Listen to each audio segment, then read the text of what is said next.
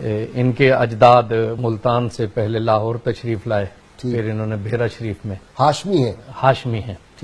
بھیرا شریف میں سکونت اختیار کی، اور اس علاقے میں تبلیغی سرگرمیاں اس کا مرکز ان کا خاندان رہا۔ ان کے دادا امیر السالکین حضرت پیر محمد امیر شاہ صاحب، یہ نامور روحانی شخصیت حضرت شمس الدین سیالوی رحمۃ اللہ علیہ سے وابستہ ہوئے سلسلہ عالیہ چشتیہ میں، یوں سہروردی خاندان میں چشتی نسبت بھی آ گئی، اور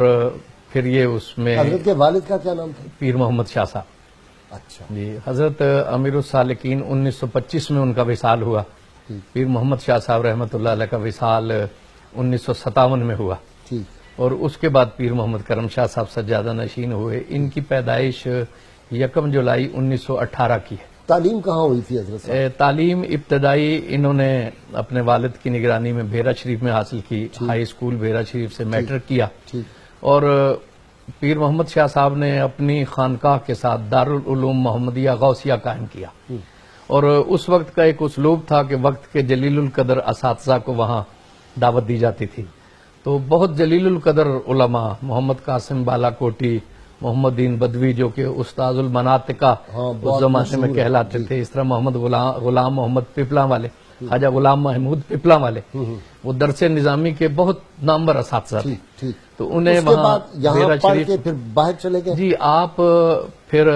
یہ جسے ہم درس نظامی میں کہتے ہیں نا موقوف علیہ، اس کی کتابیں پڑھی تو حضرت شیخ الاسلام والمسلمین خواجہ محمد قمر الدین سیالوی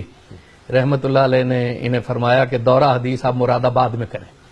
اور حضرت صدر اللہ فاضل سید محمد نعیم الدین مراد آبادی ان کے پاس دورہ حدیث کے لیے یہ حاضر ہوئے، اور ان کے محبوب ترین شاگردوں میں سے ایک ہوئے۔ جب ان کی دستار بندی ہوئی تو حضرت صدر اللہ فاضل نے فرمایا کہ میں مطمئن ہوں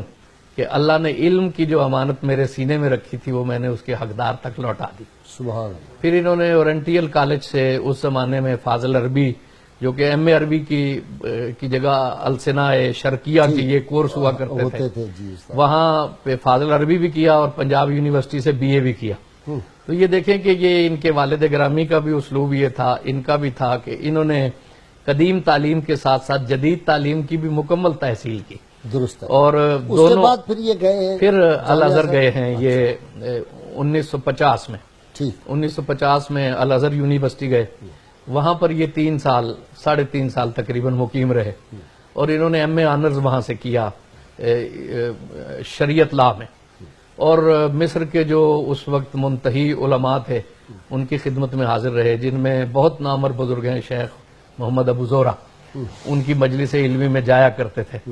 اور جب یہ وہاں سے آنے لگے